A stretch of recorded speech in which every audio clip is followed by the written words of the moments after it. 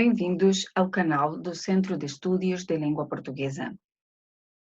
Hoje vamos repassar os artigos definidos.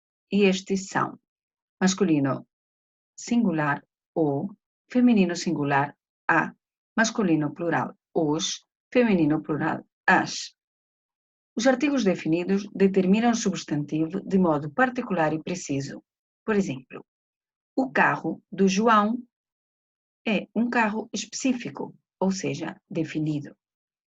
Mas se dizemos eu vi um carro, este carro não é específico, portanto será indefinido.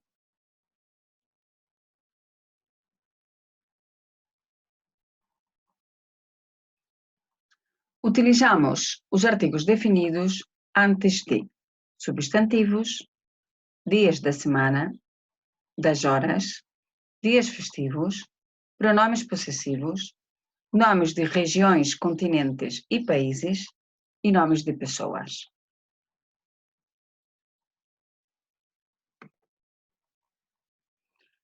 Mas lembramos que os nomes de pessoas utilizam artigo definido. Por exemplo, o João, a Maria. Os nomes de regiões e continentes também, como o Algarve, a Europa.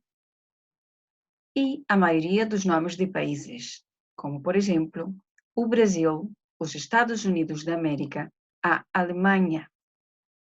Mas temos de ressaltar que alguns países não utilizam artigo definido, como, por exemplo, Portugal, Espanha, Marrocos, Cuba, entre outros.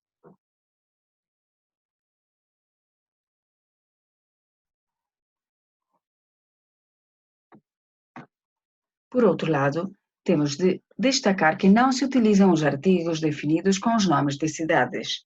Por exemplo, Lisboa, Paris, Sevilha, Londres, etc. No entanto, existem algumas exceções, como o Porto, o Rio de Janeiro, entre outras. Isto se deve a que estas cidades têm um nome comum.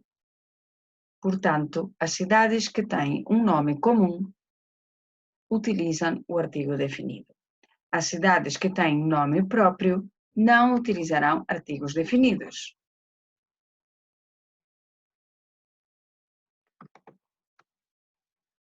Portanto, lembramos das exceções com relação aos nomes das cidades. Por exemplo, Lisboa é uma cidade portuguesa, o Porto também é uma cidade portuguesa. São Paulo é uma cidade brasileira e o Rio de Janeiro também é uma cidade brasileira.